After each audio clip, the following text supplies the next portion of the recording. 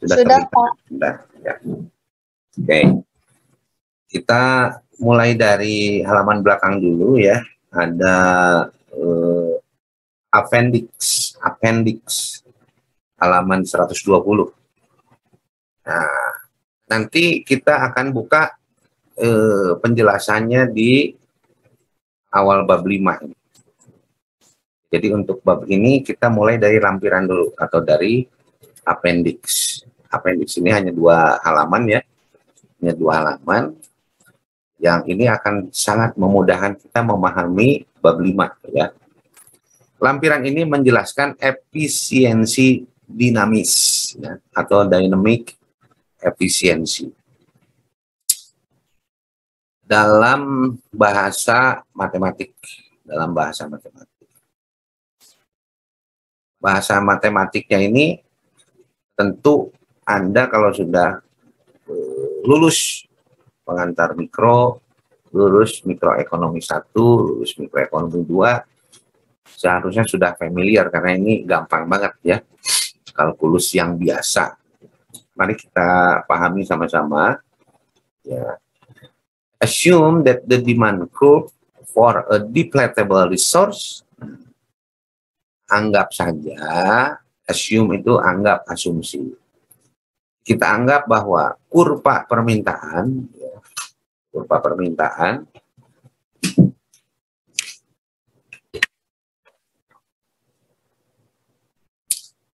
hubungan antara jumlah barang yang diminta dengan harga.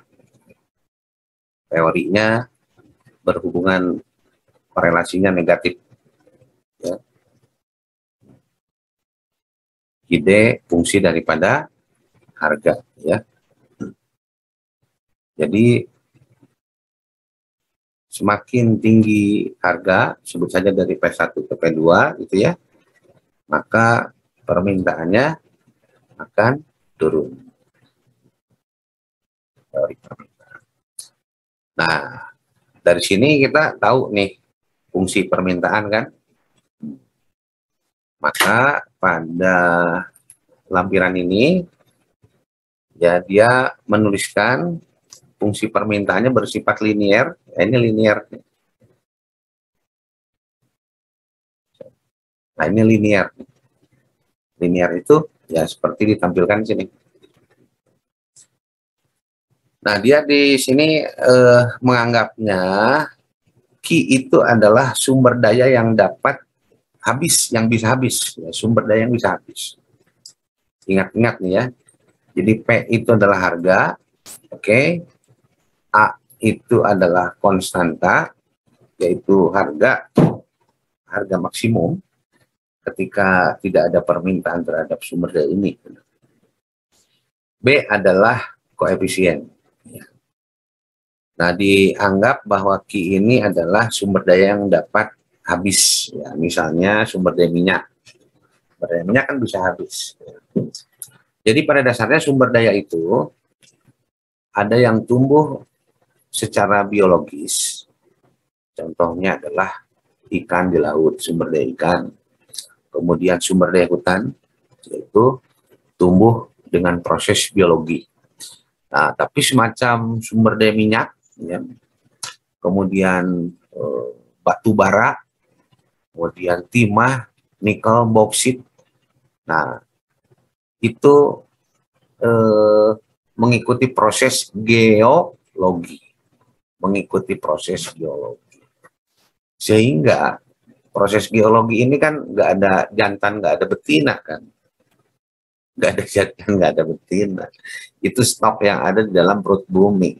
Cadangan yang ada dalam perut bumi.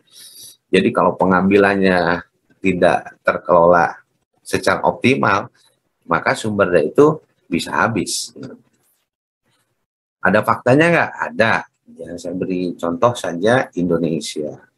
Indonesia punya sumber daya minyak. Gitu.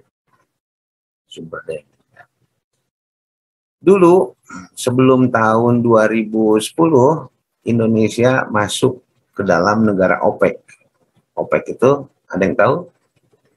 Organization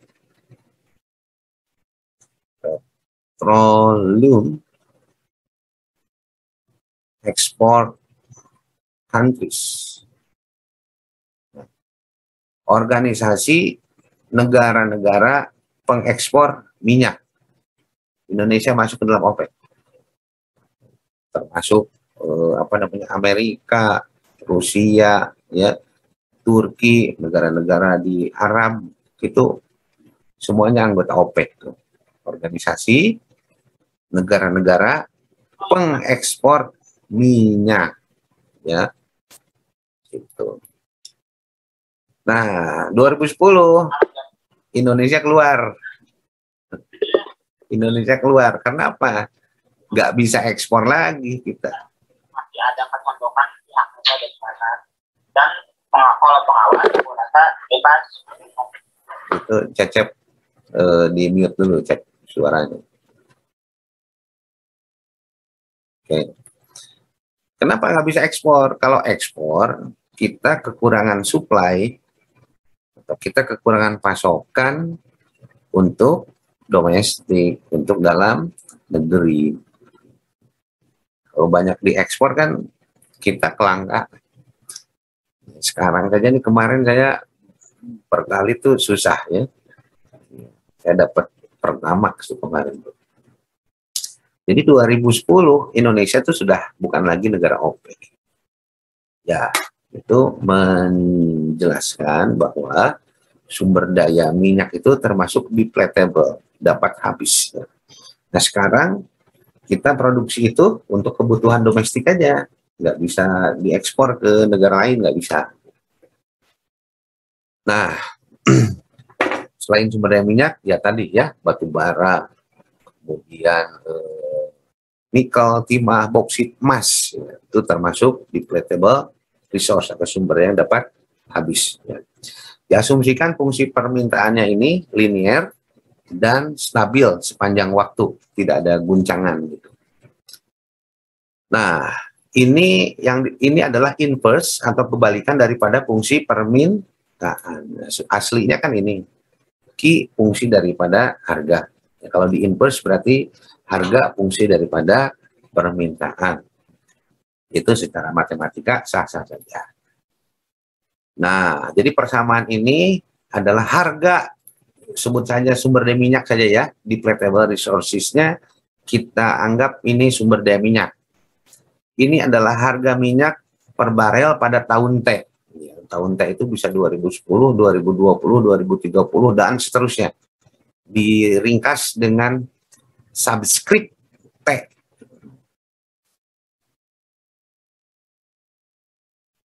Jadi kalau ada ini nih, ya, misalnya A pangkat B, C.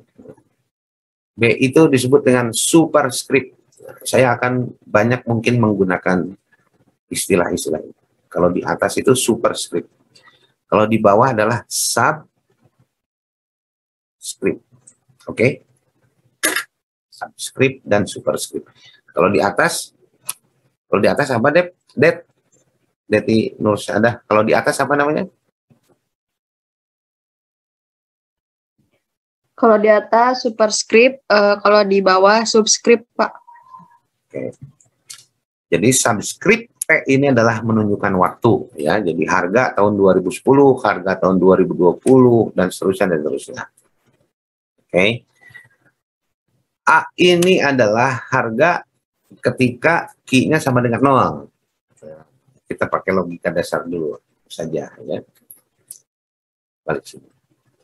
Jadi kalau Q-nya 0, maka ini adalah harga maksimum. Jadi ini adalah harga maksimum. Ketika Q atau produksi minyaknya sama dengan 0. Ini disebut juga dengan willingness to pay. Di dalam materi sebelumnya, ya, mengenai valuasi lingkungan, ya, ini menunjukkan harga maksimum. Jadi A itu sama dengan harga maksimum, yaitu harga ketika produksi minyak sama dengan 0 atau harga ketika tidak ada produksi minyak. Oke. Nah, kalau B itu adalah kemiringannya nih. Nah, B itu adalah kemiringan ini.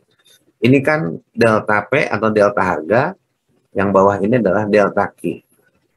Jadi B itu adalah delta P per delta Q. Di sini ya, di fungsi permintaan yang terbalik. Artinya apa? Saya tulis lagi saja. Delta P per delta Q. Ini membacanya adalah pengaruh ya, perubahan produksi minyak terhadap perubahan harga. Oke. Nah, ini diringkas dengan koefisien yang disebut dengan B. Dan tandanya negatif. Artinya kalau produksinya meningkat, maka harga turun. Jadi kalau produksi meningkat, harga turun. Ini lihatnya di sini. Kalau Q-nya meningkat ke kanan, maka harga akan turun. Nah, jadi persamaan ini bukan hanya simbol saja, tapi menjelaskan bagaimana perilaku harga sumber daya minyak pada pasar ini, pada pasar minyak bumi. Itu adalah asumsi pertama ya. Nah, sampai sini ada yang mau ditanyakan dulu? Jadi belajar itu harus sekuen, harus bertahap. Kalau ini nggak paham, ke bawahnya nggak akan paham juga. Ini sudah paham? Atau ada yang mau ditanyakan?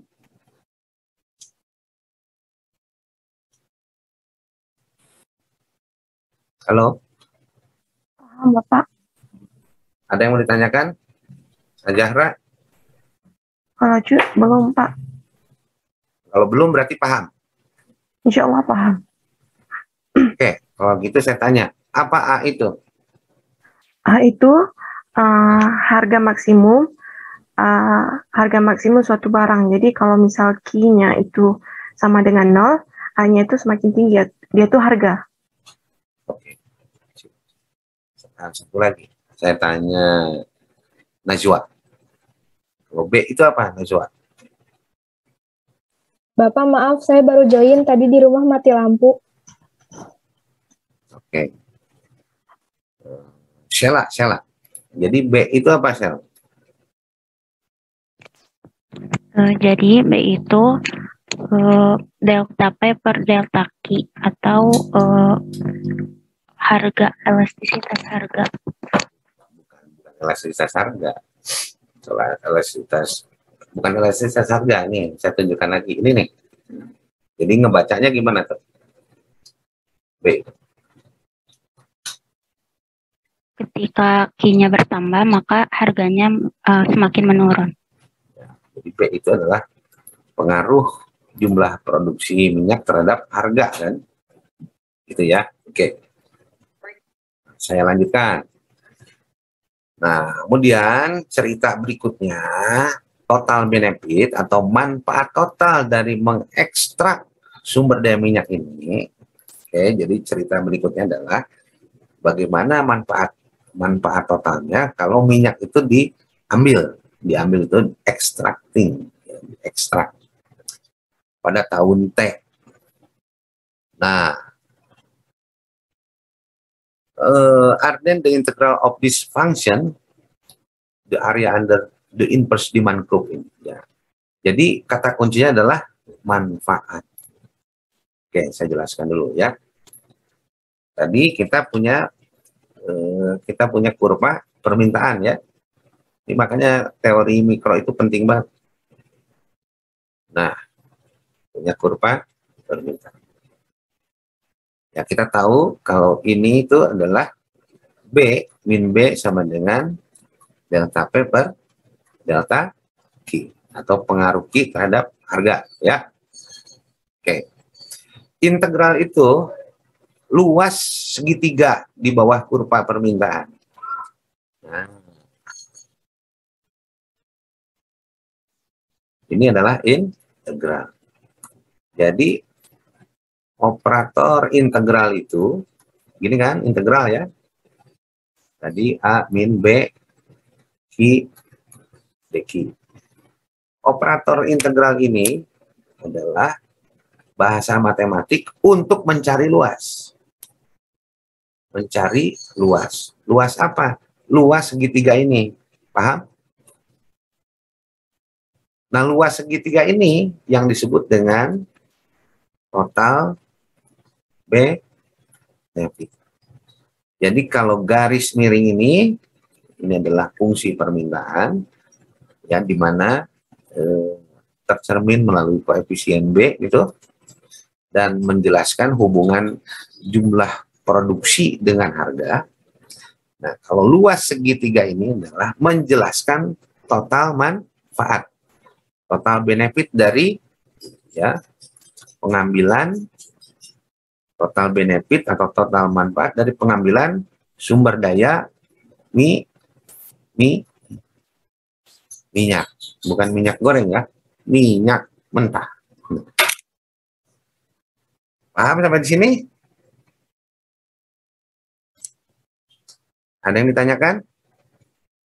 Paham, Pak. Oke.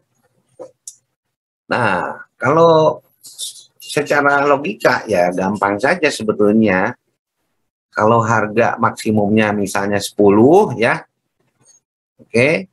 Produksi maksimumnya sama dengan 50, berarti luas segitiga ini berapa? 10 dikali 50 dibagi 2 ya. Jadi berapa? 500. Oke, dibagi 2 sama dengan 250.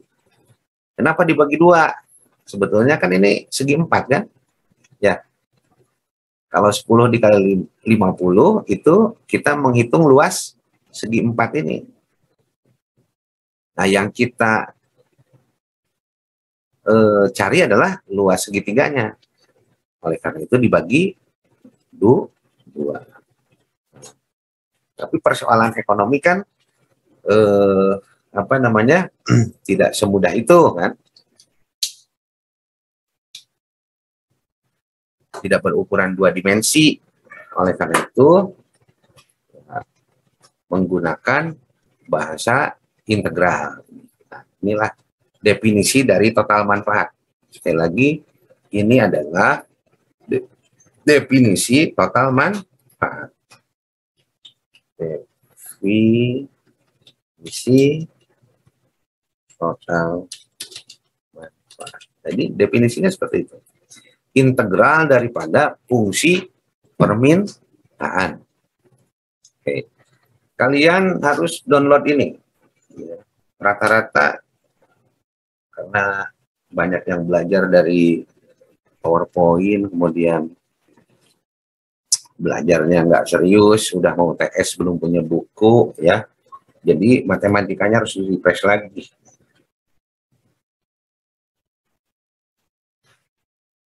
Yang melahirkan ilmu ekonomi itu adalah orang-orang eksak. Jadi kalau nggak ngerti matematik, mati kutu kita. Nah, yang matematikanya lemah, Anda download ini, Microsoft Matematik ya. Anda download Microsoft Matematik untuk membantu belajar. Gratis kok ya. Microsoft Matematik. Nah, jadi software ini itu bisa tampil terpisah, atau bisa tampil di berbagai office ya. Di OneNote juga dia bisa tampil di sini. Kemudian di Microsoft Word juga bisa tampil. Jadi Anda bisa sambil ngetik, bisa sambil mencari solusi-solusi matematis ya. Nah, nanti tidak akan saya bahas di sini. Kalau saya justru berharap setelah pertemuan ini ada yang nanya-nanya mengenai Microsoft Matematik dalam rangka, sekali lagi, dalam rangka membantu Anda belajar. Ya.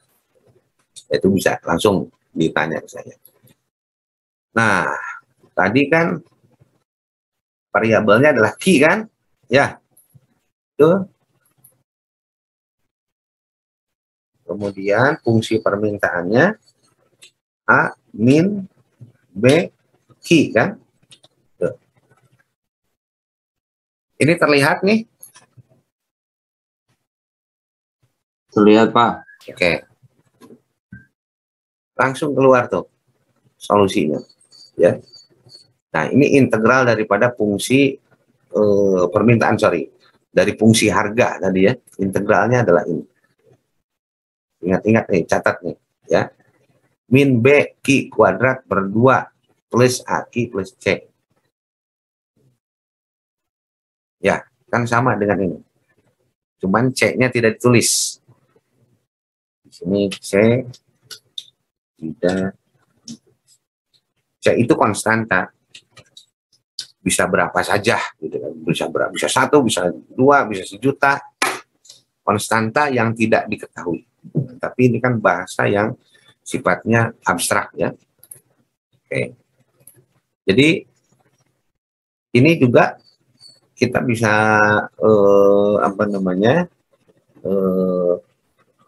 ada solusi-solusinya, ada tahapan-tahapannya.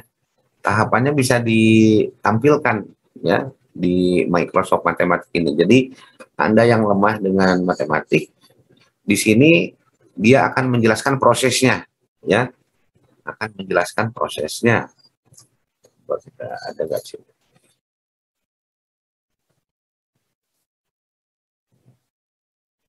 Pokoknya nanti kalau ada yang kalau Anda sudah install ini, mau mengoperasikannya, nanti saya bantu. Ya tinggal di chat aja di WhatsApp. Kalau di grup malu bisa di japri, nggak apa-apa. Oke. Nah ini adalah solusi integral. Ini adalah solusi integral fungsi harga tadi. Oke. Nah, jadi kita sudah punya 2 informasi. Satu adalah fungsi harga, kemudian fungsi manfaat, ya, total benefit. Next, ada asumsi yang ketiga, ya. Further assume, berikutnya asumsikan, kita anggap bahwa marginal cost atau tambahan biaya dari pengambilan sumber daya minyak ini adalah konstan ya. Jadi kalau ngambil kalau ngambil 1 barel itu misalnya 50 juta ya, 1 barel 50 juta. Kalau 2 barel berarti tinggal dikalikan saja 100 juta. Kalau 3 barel berarti 150 juta. Nah itu contoh dari marginal cost pengambilan sumber daya minyak ini bersifat konstan. Ya.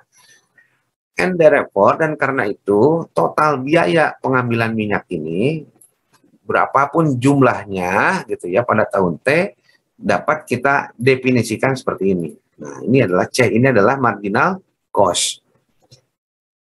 Q T ini adalah minyak yang diambil pada tahun ke T. Nah, ingat-ingat nih. Jadi biaya total pada tahun T itu dihitung dari marginal cost dikali dengan banyaknya sumber daya minyak yang diambil pada tahun yang bersangkutan. Oke, gampang ya. Dan ini sifatnya juga linear. Jika ya sumber daya yang tersedia available, jika sumber daya yang tersedia kita simbolkan dengan Q bar. Nah, jadi kalau ada simbol begini, ini bukan salah ketik nih, ya. Namanya Q bar.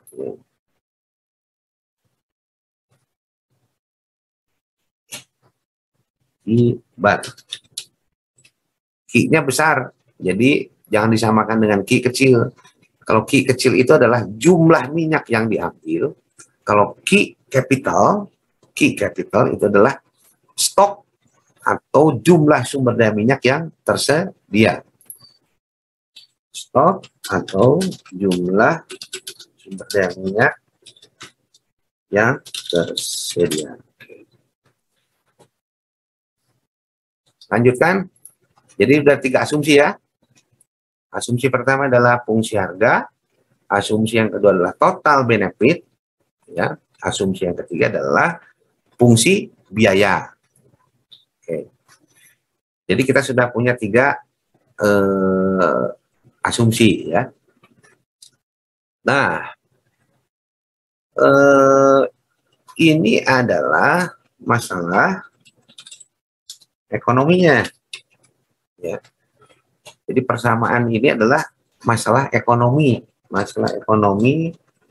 terkait dengan optimisasi pengambilan sumber daya minyak.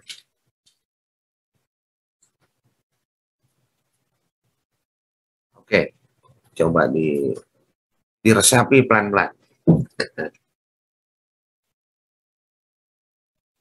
Sebetulnya ini biasa kan di dalam mikroekonomi. Kalau ada bahasa matematik seperti ini artinya ya. Saya ini aja screenshot.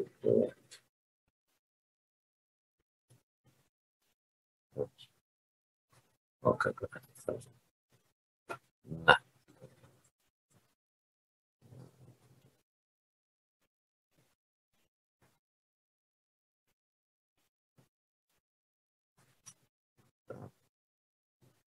ininya mana ya?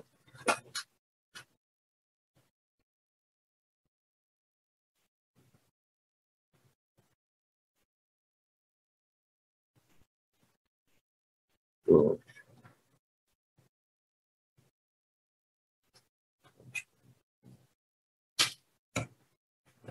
Pindahkan dulu ke OneNote.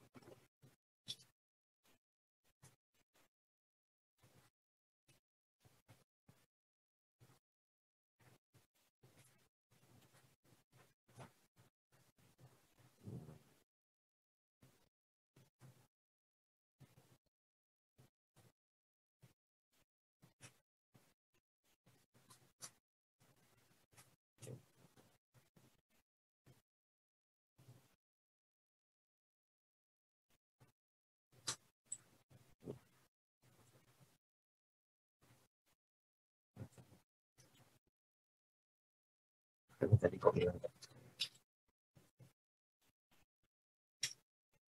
Oke.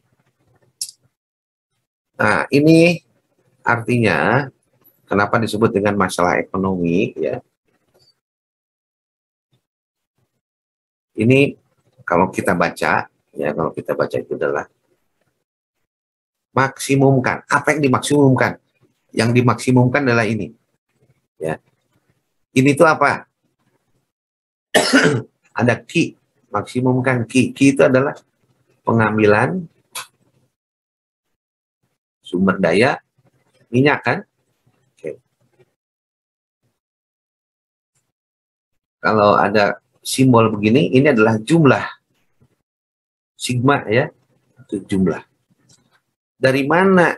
Dari tahun pertama, jadi I sama dengan 1 itu adalah tahun pertama, sampai dengan tahun ke N. Jadi kalau kita baca, maksimumkan manfaat pengambilan sumber daya minyak dari tahun pertama hingga tahun ke N.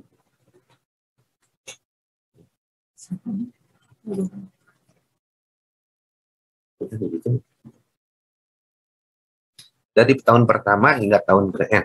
Tahun ke N itu bisa tahun kedua, ketiga, 10 tahun, bisa 20 tahun, bisa 50 tahun. Itu disebut dengan periode perencanaan ya. Jadi sekali lagi, ini membacanya adalah maksimumkan manfaat pengambilan sumber daya minyak dari tahun pertama hingga tahun ke N. Oke? Jadi harus bisa membacanya. Saya hapus dulu.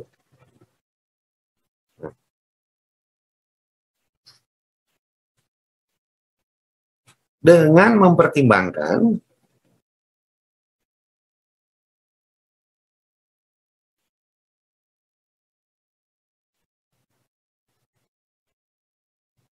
dengan mempertimbangkan atau dengan menghitung, harus dihitung. Apa yang dihitung?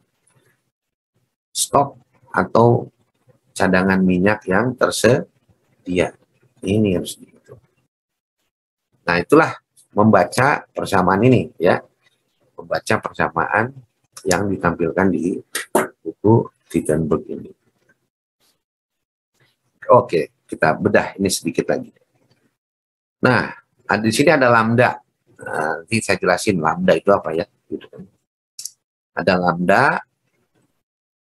Ini yang harus kita ketahui ya. Unknown. Tidak diketahui, tapi kita harus tahu nih. Ya. Di buku ini nggak dijelasin. Ki ini adalah stok sumber daya minyak, oke? Ya. Dan simbol ini adalah pengambilan sumber daya minyak dari tahun 1 sampai dengan tahun ke N. Nah, jadi kalau sudah di tahun ke N berarti Q sama dengan Q ke N. Artinya stoknya habis ya. Akan sama dengan 0, akan habis. Nah, itu logik dibalik bahasa matematika yang sederhana ini.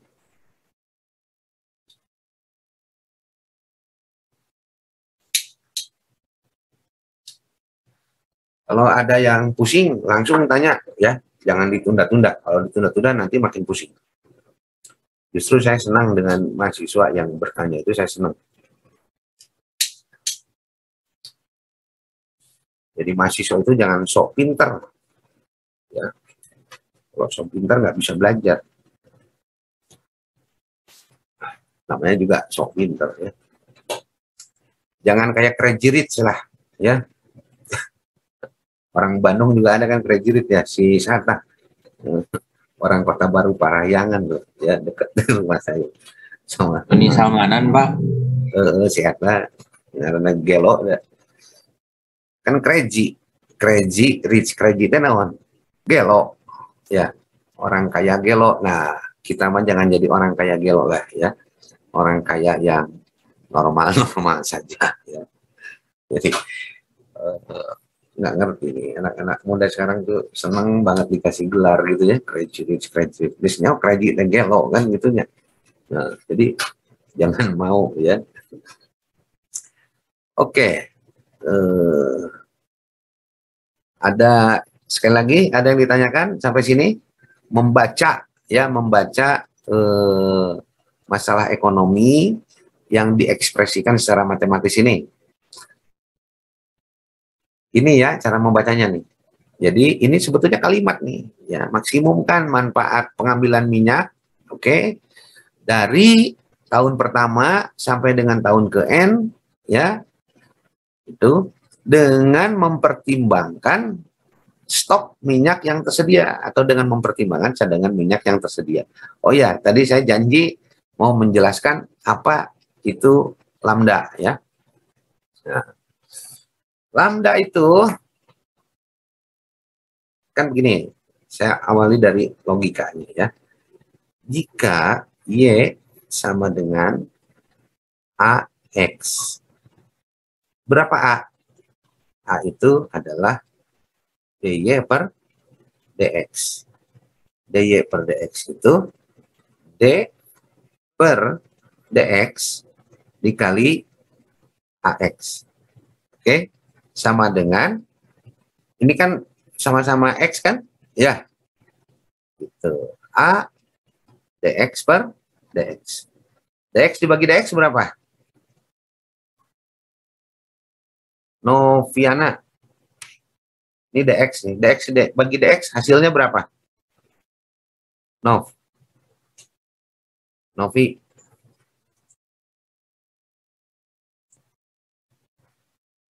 Novi. Jawab, Nov. Nih, dx dibagi dx hasilnya berapa? Kamu teh bisa bicara nggak sih? Aduh, susah banget ya ngajak ngobrol mahasiswa.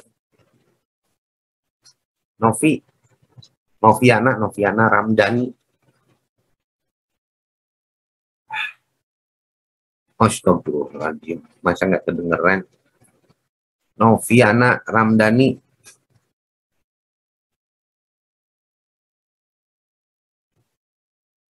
Kok nggak ngerespon? Suci aja deh, Suci Lutfiati. Ini berapa hasilnya, Suci? Hah? Berapa? DX per D? Satu. Nah, nyebut 0 atau 1 kan? Jadi ini hasilnya sama dengan A dikali 1 atau A saja kan? Ya enggak? Jadi A itu apa? Ya. A itu apa? A itu adalah ini.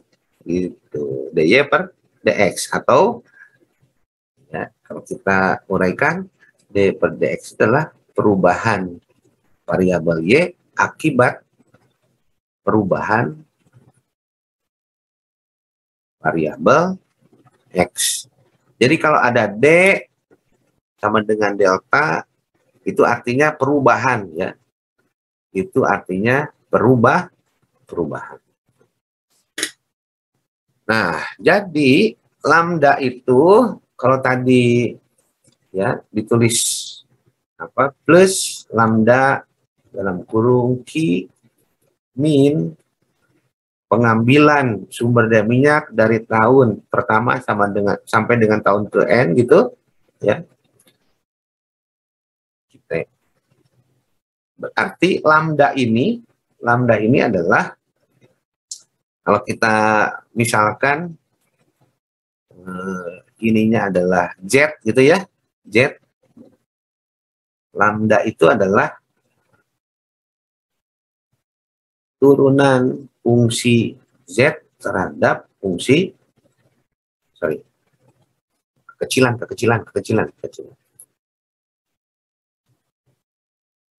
Lagi kalau ada yang nggak ngerti langsung tanya ya.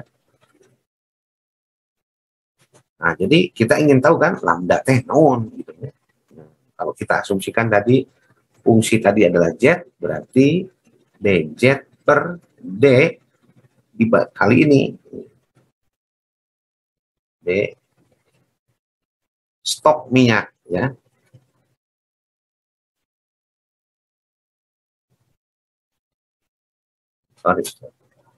Jadi kan hasilnya lambda atau sama dengan D ya per D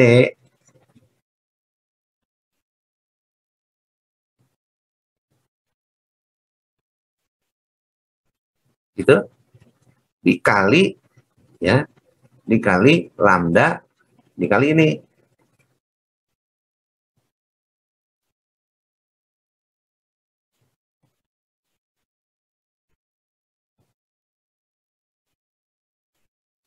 Tuh. Jadi hasilnya lambda dikali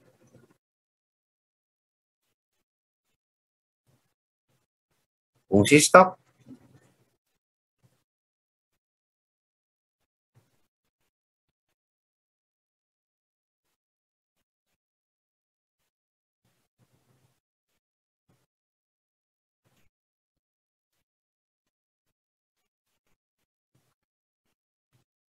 Nih, penyebut dan pembilangnya kan sama ini ya. Ini dengan ini kan sama ya. Tadi seperti halnya dx dibagi dx kan ini. Ya toh? Jadi sama dengan lambda dikali 1. Atau sama dengan lambda saja. Jadi lambda itu definisinya apa? Nah, balik lagi ke sini definisinya. Lambda itu adalah perubahan, kalau Z itu kita sebut manfaat ya, perubahan manfaat Z pengambilan sumber daya minyak itu ini nih, perubahan manfaat pengambilan sumber daya minyak akibat apa? D stok nih, akibat perubahan stok atau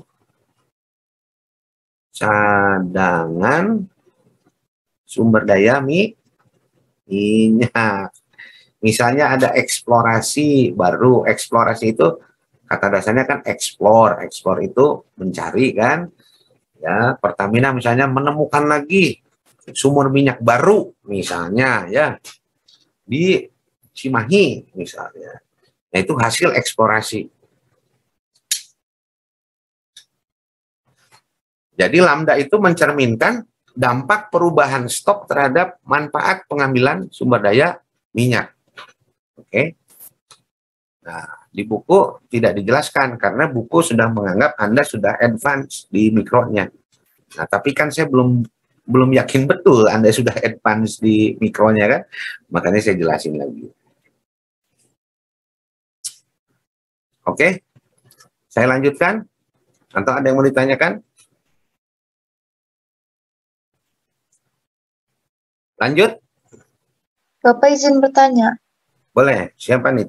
Tira Haiba. Tadi sama Bapak disebutkan lambda itu mencerminkan dampak apa? Kok masih kurang ngerti di situ? Nih. Yang terakhir. Ya. Membacanya dari sini nih. Membacanya dari solusi matematis ini. Ya. dz per d stok. Ini stok. Di perubahan manfaat atau Z, ya, manfaat apa? Manfaat pengambilan sumber daya minyak akibat perubahan stok atau cadangan sumber daya minyak. Begitu, Tira. Ya, terima kasih, Pak. Lanjut. Saya lanjutkan ya. Nah, berikutnya. Jadi kita sudah punya 4 tuh ya. Yang pertama adalah fungsi harga. Yang kedua adalah fungsi manfaat total. Yang ketiga adalah fungsi biaya. Dan yang keempat adalah masalah ekonomi. Ya, masalah ekonomi untuk mengoptimisasi pengambilan sumber daya minyak. Lanjutkan. Kalau di Zoom memang begini ya rasanya. Oke, saya lanjutkan ya. Berikutnya, assuming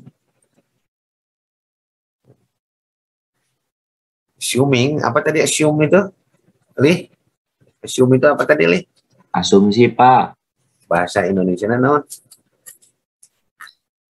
Yeah. Berulang Asumsi. Berulang kali tadi saya sebut. Bahasa Sundana non, bahasa Sundana. Asumsi.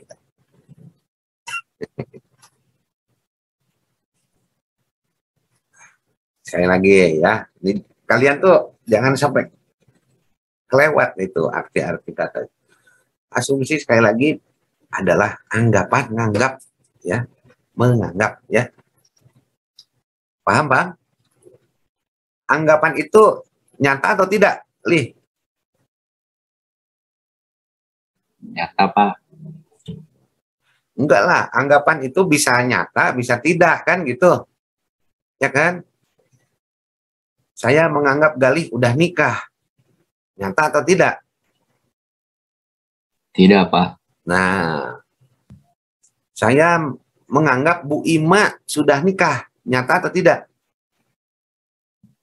Nyata, Pak. Nyata. Jadi anggapan itu bisa nyata, bisa tidak. Nah, tidak. Di dalam kalau teori. Bersamaan sama bukti, Pak. Kenapa? Kalau bersamaan sama bukti berarti bukan tanggapan dari Pak namanya. Nah, itu mah sudah bukti dari satu tindakan, udah realitas ya. Oh iya. Terima kasih, Pak. Ya, sama-sama. Jadi kata-kata asumsi itu digunakan ketika kita mempelajari teori.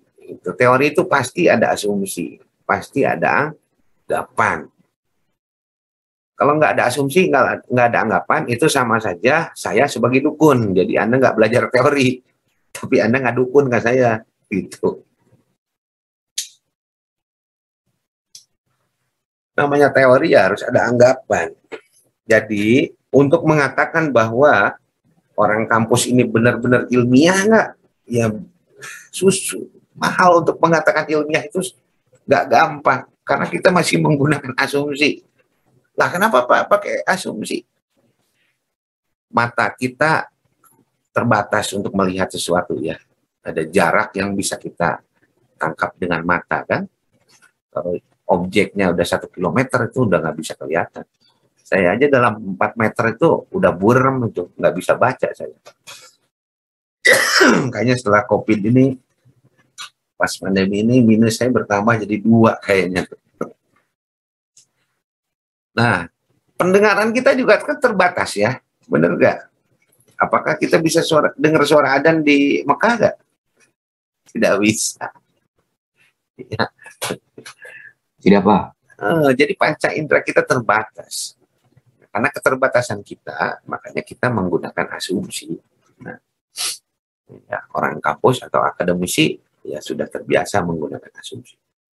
Apakah asumsi itu bisa kenyataan atau tidak? Ya itu konteksnya ke riset, ya konteksnya ke penelitian. Oke, saya lanjutkan ya. Nah, itu penting sih untuk memahami asumsi itu apa. Assuming key itu apa tadi? Din, key itu apa tadi, Din? Iya, Pak. Itu diaktifkan aja kameranya dong. Saya kan tadi bilang begitu. Gelap. Oke, gelap maca angke. Ini yang saya nggak ngerti nih, Alik nih. Dari tadi saya ajak ngobrol tuh nggak respon nih. Orang kenapa ini? Klik. Iya, Pak. Coba diaktifkan kameranya dari menit pertama tadi saya bilang. Kamu mengabaikan saya.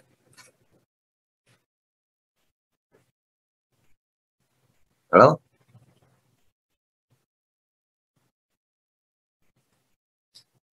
Aku bilang tadi, kalau nggak mau aktifkan kamera, udah nggak usah ikut kuliah. Nggak usah kuliah Zoom.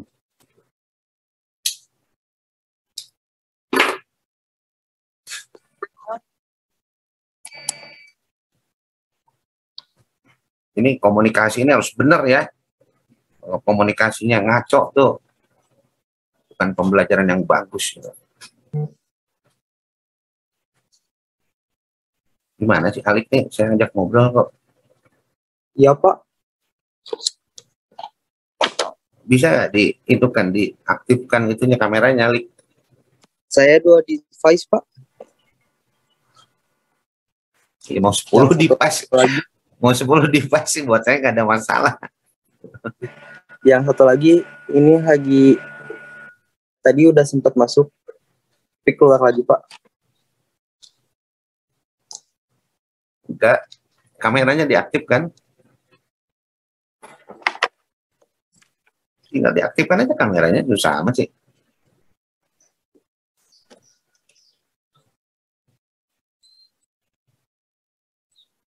Halo? Progress.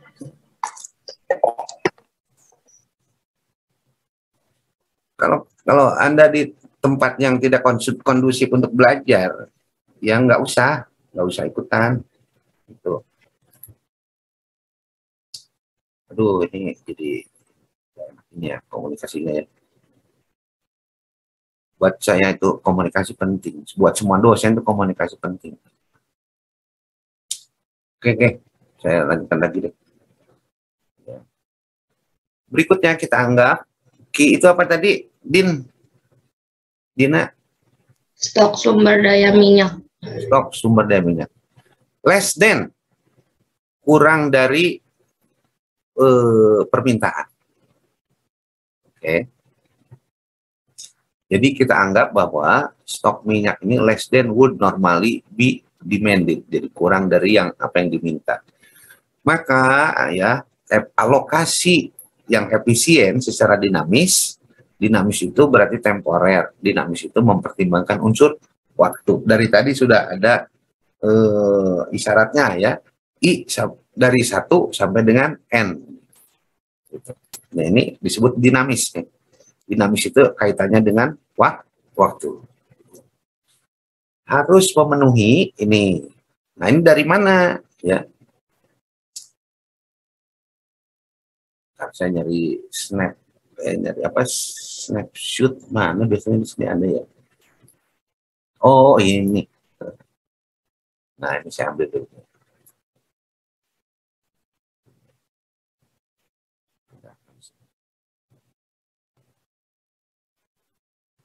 Nah ini dari mana? Ini turunan dari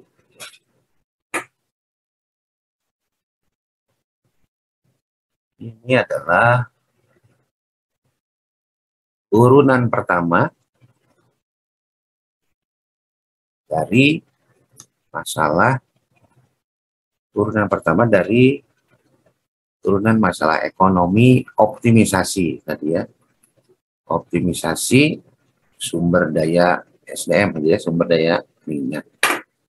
Jadi turunan pertama dari ini. Nah,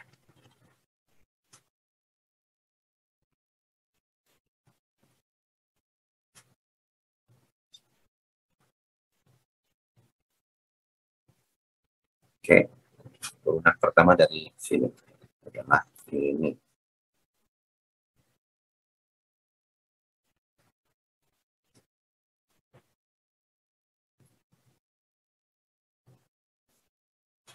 Ini ada 2 baris, ya. Ini adalah persamaan pertama, ini turunan pertama, ya. Ini turunan, ini yang keduanya. Ya. Yang pertama itu adalah kalau tadi kita sebut ini adalah Z, gitu ya. Z sama dengan turunan pertama ini adalah dz per dq, oke? Atau perubahan manfaat akibat perubahan pengambilan sumber daya minyak. Nah, yang kedua itu dz per atau diturunkan terhadap lambda. Kalau tadi lambda itu apa artinya? Lambda itu adalah perubahan manfaat akibat daripada perubahan stok sumber daya minyak, ya. Berarti di sini dibalik lagi adalah perubahan manfaat akibat perubahan lambda, ya. Atau apa namanya kita sebut dengan ini adalah perubahan manfaat pengambilan sumber daya minyak akibat perubahan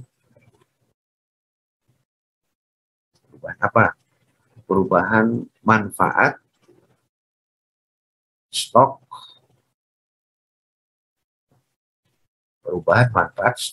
sumber daya minyak. Nah, jadi perubahan manfaat stok sumber daya minyak ini diperoleh dari hasil eksplorasi atau pencarian sumur minyak baru. Nah, kita tahu kan hari ini dari 2 minggu lalu Rusia perang dengan Ukraina. Negara pemilik sumber daya minyak terbesar itu 1 Amerika, 2 Rusia, kemudian Turki dan beberapa negara Arab. Sumber daya minyak di Amerika Serikat itu udah stoknya udah makin tipis, ya. Nah, jadi ada dugaan, ya, peperangan itu juga dipicu oleh ya, kekurangan sumber daya minyak.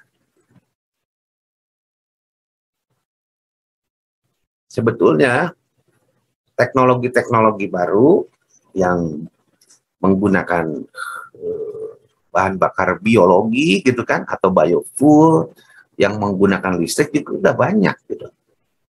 Nah, pertanyaan kasarnya, kenapa Pak kita tidak bergeser ke teknologi yang sudah ada gitu ya? Bener nggak? Kan motor udah ada yang pakai listrik kan, motor listrik gitu. Kan nggak pakai minyak tuh. Ya. Nah, ini memang tidak gampang. Ya tidak gampangnya kita anggap saja secara ekstrim bahwa semua kendaraan, semua mesin-mesin pabrik digerakkan semuanya oleh listrik. Maka tidak ada orang atau tidak ada perusahaan yang menggunakan sumber daya minyak. Maka para pengusaha minyak ya di Amerika, di Rusia, di Turki, di negara-negara Arab bangkrut, langsung jatuh miskin. Pertamina juga bangkrut. Padahal Pertamina itu menyumbang keuntungan ya untuk APBN. Itu persoalannya. Jadi tidak gampang kan menghadapi apa yang disebut dengan status quo ya, menghadapi apa yang disebut status quo. Karena pengusaha minyak itu pasti nggak bisa jualan lagi tuh, paham nggak? Ya, nah itu dibalik lambda ya. Nah, jadi ini adalah turunan pertama dari fungsi jet ini terhadap pengambilan ya, sumber daya minyak. Yang kedua ini adalah turunan jet terhadap lambda. Gitu. Yang intinya mengukur manfaat daripada stok minyak. Nah ini tinggal kita turunkan saja nih. Dan ini ya. Ini hasilnya ini. Oke. Ini sorry. Oh iya, ini hasilnya tinggal lambda. Ya. Nah, makanya Anda perlu Microsoft matematik ya. Coba kita tulis lagi di sini. Kita hapus dulu ya. Ini kelihatan Microsoft matematiknya? Terlihat, Pak. Lihat ya. Nah, tadi kita tulis ini nih, persamaan masalah ekonominya nih. Ingat-ingat ya. A, Ki, gitu ya. A, Ki, min. Pelan-pelan aja nih. B, Ki kuadrat. I-nya kita hilangin aja dulu. Nggak ada masalah. B, Ki, pakai topi kuadrat tuh Ki kuadrat, kemudian fungsi ini fungsi biaya kan ya, ini fungsi biaya dikurangi marginal cost, C itu adalah marginal cost dikali Ki ya. Kita tutup kurung saja dulu.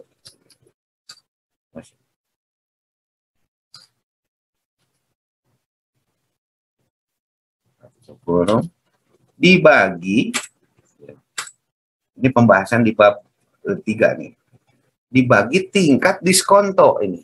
Nah ini disebut tingkat diskonto ya. Makanya belajar itu sekuen, harus berurutan. Jadi kalau bab sebelumnya nggak paham ya akan berpengaruh pada pemahaman bab yang berikutnya gitu. Ini kan sebetulnya 1 per 1 plus R ya. Nah,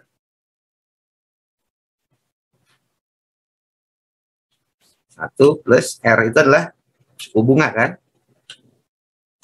Suku bunga ada pangkatnya tadi ya. Nggak usah. Kita lewat saja.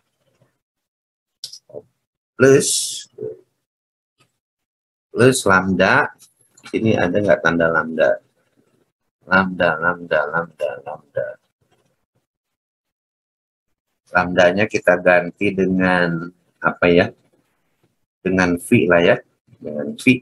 Jadi ini khusus di Microsoft Matematik aja nih. V ini sama dengan lambda lah, gitu ya. Kali Ki min min Ki. Sigmanya kita hilangin dulu ya. Nah,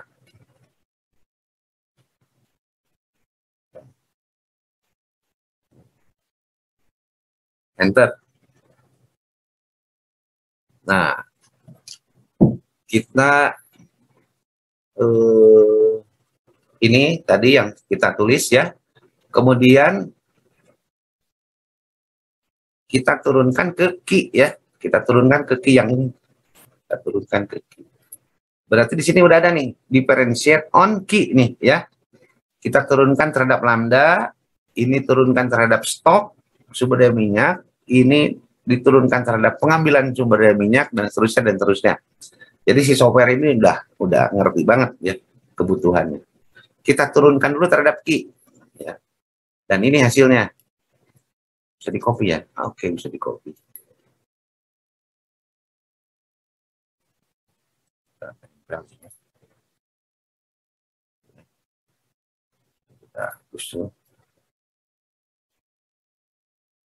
Nah, hasil ini identik lah dengan ini.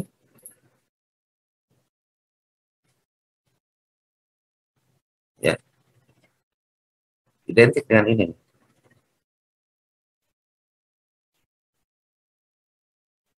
Gitu. Ini A-nya ada kan? Ya.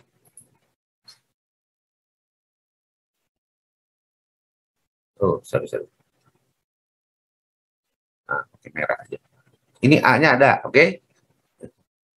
Min Beki ini ya. Min C ini ada ya. R+1 ini hasilnya. Dan ini V ya. V itu tadi sama dengan lambda. Oke. Jadi sangat membantu ya. Nah, berikutnya yang kedua adalah diturunkan terhadap lambda. Nah, di sini ada nggak lambda terhadap V nih ya. Kita klik yang ini nih. Tuh. Hasilnya kan sama nih. Ya. V.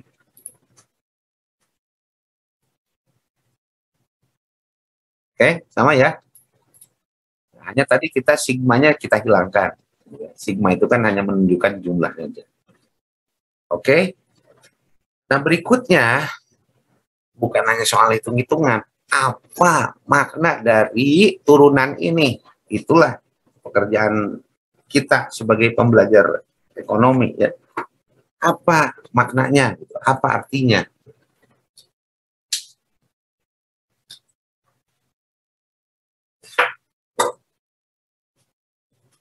Nah, di sini dijelaskan.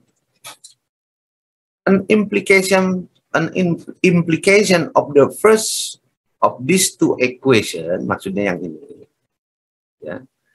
Persamaan pertama dari dua persamaan ini satu, ini yang kedua. Is that harga adalah harga kurangi dengan marginal cost. Gitu.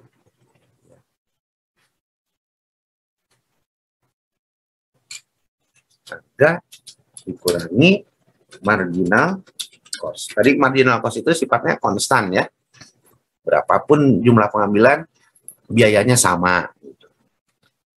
Nah, jadi katanya meningkat over time, increase over time. Increases over time. Kenapa disebut over time? Saya tanya dulu siapa ya? Ahmad Nashiruddin. Ahmad. Man, kenapa Man disebut increase over time? Meningkat dari suatu waktu, Pak. Dari satu waktu ke waktu. Iya, meningkat sepanjang waktu. Itu kan artinya. Pertanyaan saya, kenapa? Kenapa bisa meningkat sepanjang waktu nih? Selisih harga dengan marginal cost itu. Ini selisih harga dengan marginal cost itu ya tidak lain adalah tambahan keuntungan.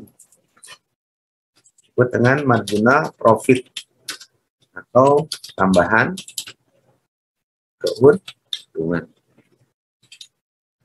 Logikanya gini deh. Harga jualnya 10.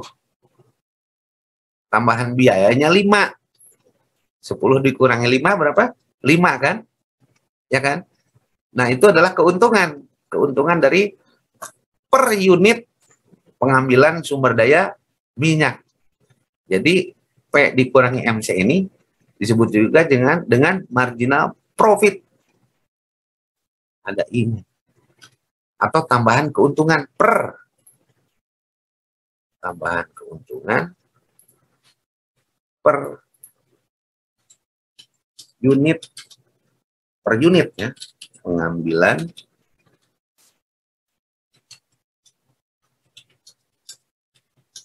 Ki atau sumber daya minyak. Unitnya ini bisa barel. Biasanya kalau minyak tuh barrel ya. Satu barrel itu satu drum yang besar ya. Kalau air kan galon ya, 1 galon.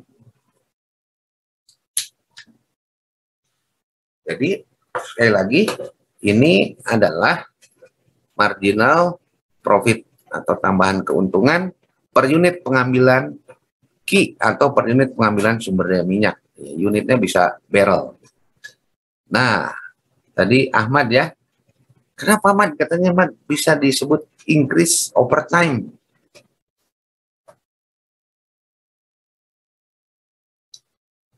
Buktinya dari mana, Ahmad?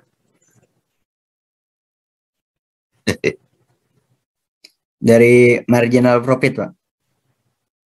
Enggak, kamu lihat ini. Kan ini sedang menjelaskan persamaan pertama dari 2 persamaan. Berarti yang ini kan, Mat. Ini. Kenapa disebut increase over time, Mat?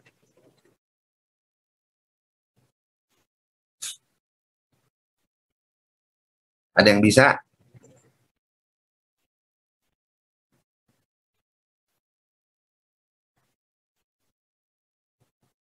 Alik. Kenapa Alik menurut kamu? Increase over time.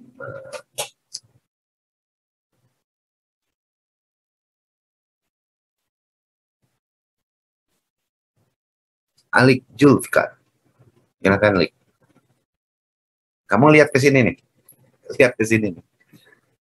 Lihat ke sini. Kenapa dikatakan overtime?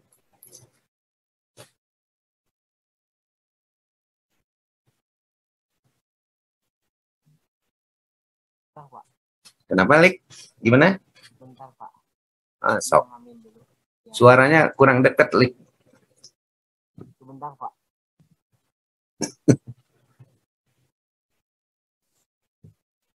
Alhamdulillah.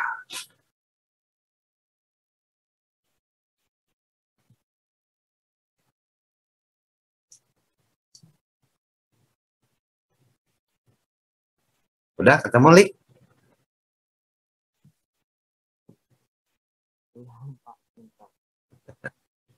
Saya hitung sampai 3 ya.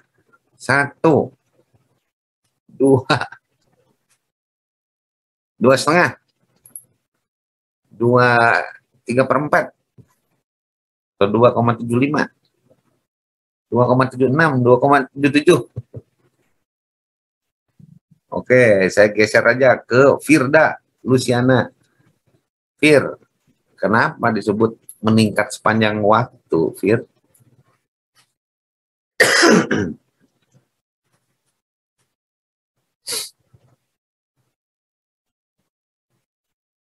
Mana Firda teh, Fir?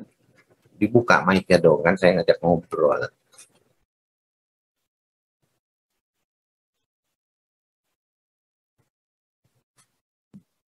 Masih kurang paham, Bapak. Kamu lihat ini, persamaan ini ya. Yang pertama nih. Yang pertama nih. Kenapa dibilang meningkat sepanjang waktu?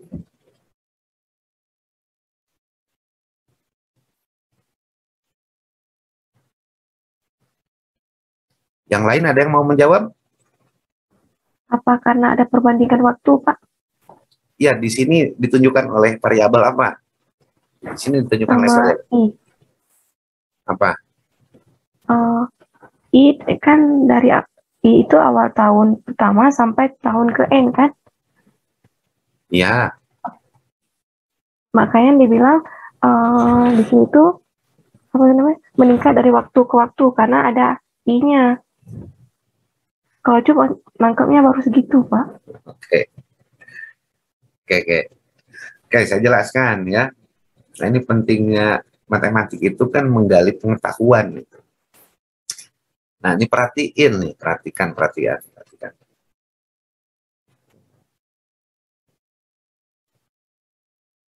Hapus.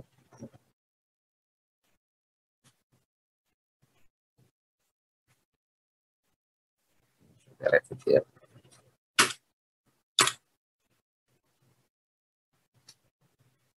Nah, jadi ini adalah P. Karena memang P kan, A min B Q 1 kan, ya toh? Asumsi pertama. Nah, ini kan, ya. Nih, biar jelas saya copy aja. Nah, hasil ini kan sama dengan P. Betul? Terbukti? Ya, A min B Q sama kan? Ya.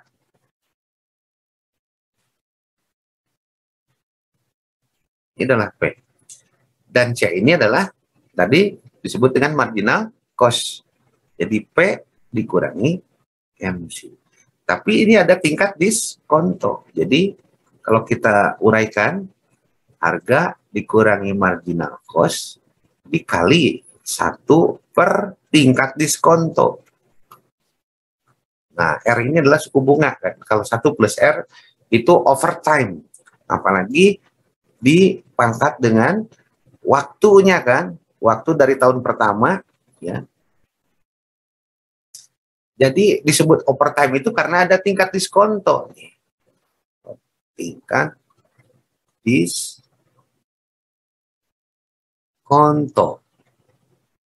Ini yang kemudian disebut dengan overtime. Jadi akan terus meningkat sepanjang waktu. Jadi kalau digambarkan, nih, P-nya akan terus meningkat. Ini sebut saja P. Ini sebut saja marginal cost. Nah, selisihnya, ya, yang kita sebut tadi marginal profit juga akan terus meningkat. Sebut dengan overtime. Nah, jadi pemahaman efisiensi dinamis ini melibatkan ya, keahlian kita membaca solusi-solusi daripada masalah ekonomi, solusi matematis dari masalah ekonomi. Oke, saya lanjutkan. Meningkat sepanjang waktu pada suku bunga sebesar R, ya bisa 1%, bisa 2%, dan seterusnya.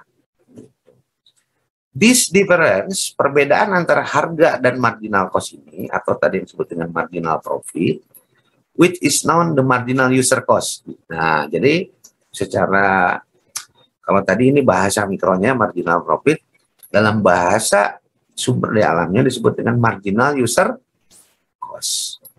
Marginal user cost. User itu kan pengguna, ya. Jadi marginal itu adalah tambahan biaya pengguna gitu kalau secara harfiah. Nah, marginal user cost atau MUC, kita sebut MUC gitu. MUC will play, akan memainkan peran kunci. Tuh disebutnya key role, ya. Akan memainkan peran kunci. Peran kunci di mana? In our thinking, dalam pemikiran kita mengenai alokasi sumber daya yang bisa habis sepanjang waktu. Nah, jadi sekali lagi, ya ini memainkan peranan kunci.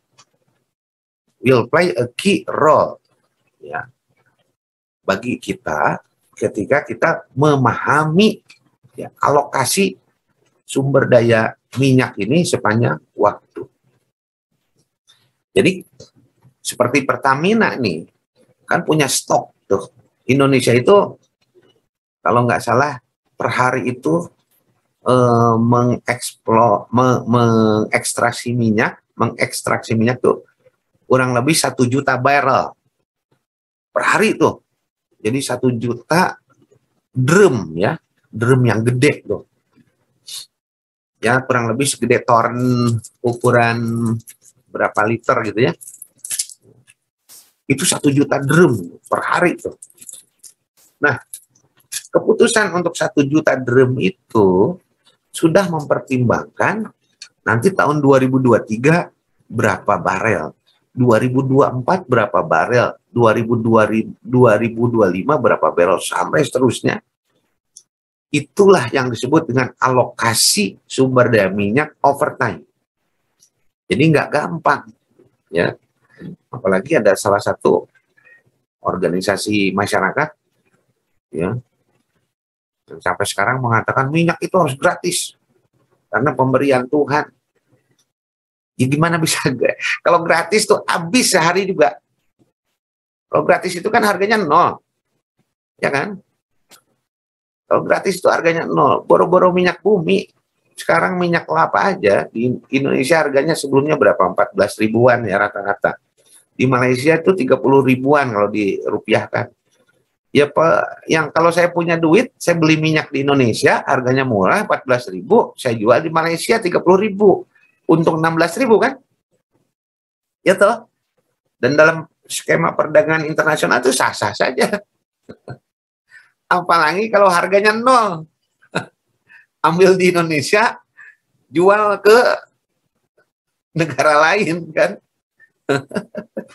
Kan ada tuh sejarahnya tuh, Crazy Rich tuh yang gitu tuh.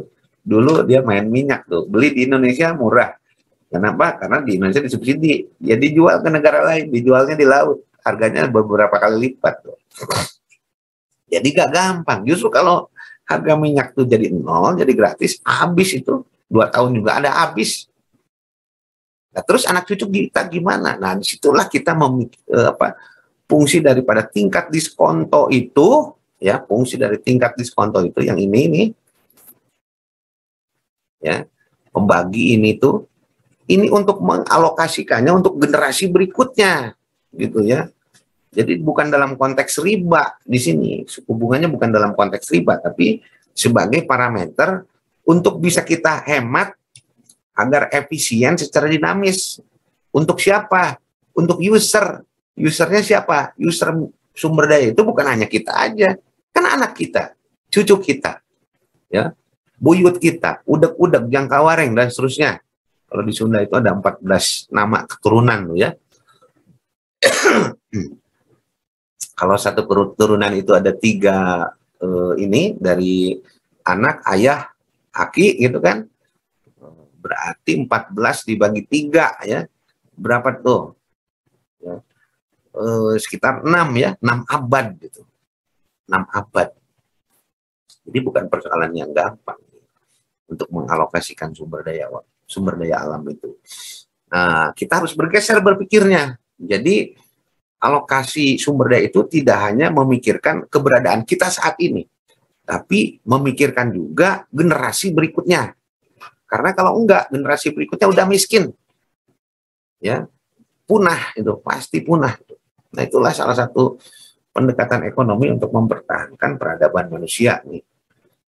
Nah, itu adalah teori yang mengenai alokasi sumber daya minyak, contohnya, dengan mempertimbangkan waktu agar supaya manfaatnya bisa disebarkan sepanjang waktu. Manfaat sepanjang waktu itu adalah manfaat untuk generasi-generasi berikutnya. Nah, silakan nanti Anda exercise ya. Ini latihan sendiri, ini udah ada angkanya nih. An exact solution, solusi eksak untuk asumsinya nih untuk 2 periode. Jadi stok minyaknya itu dialokasikan untuk periode 1 dan periode 2 ya. Nah, silakan ini exercise ya. Karena ini akan keluar juga, nanti akan diuji di UTS. Gitu.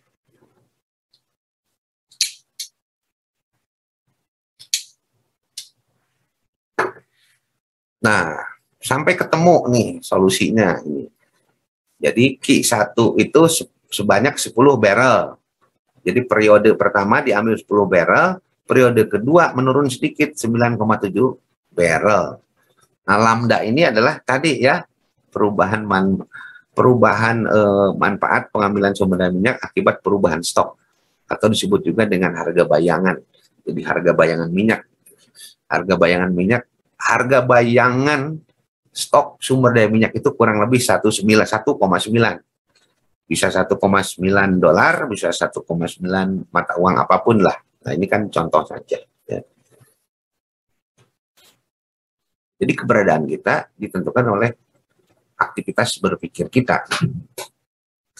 Di buku akademik atau buku teori. Teori itu menjelaskan sesuatu secara rasional. Kemudian bisa di-proving, bisa diuji. Gitu. Diuji ulang, di-prove. Gitu. Tadi saya menggunakan software matematik ini, kita menguji ulang. Dan hasilnya bisa kita buktikan benar. Dalam proses pengujian itu, dalam proses proving itu, pemikiran kita meningkat. IQ kita bertambah, makin pinter. Kemudian membiasakan diri dengan budaya, ya, dengan budaya akademik gitu loh. Budaya akademik yang kayak gini. Bukan asal cuap-cuap. Yang cuap-cuap itu kan seperti di medsos tuh. Yang ini ngomong itu berantem. Laporin ke polisi, akhirnya rugi biaya buat pengacara, buat pengadilan. Itu bukan peradaban akademik itu namanya peradaban barbar. Kalau peradaban akademik itu sekali berpikir menyelesaikan persoalan. Gitu. Kenapa harus baca buku? Makanya saya nggak pernah pakai PowerPoint, saya tuh nggak pernah pakai handout saya tuh. Karena nanti Anda kebiasaan menghafal dari handout. Menghafal dari handout itu ya nggak akan bikin pintar. Menghafal itu kan pekerjaan menguras otak. Kalau sumur dikuras, airnya habis kan? Ya nggak?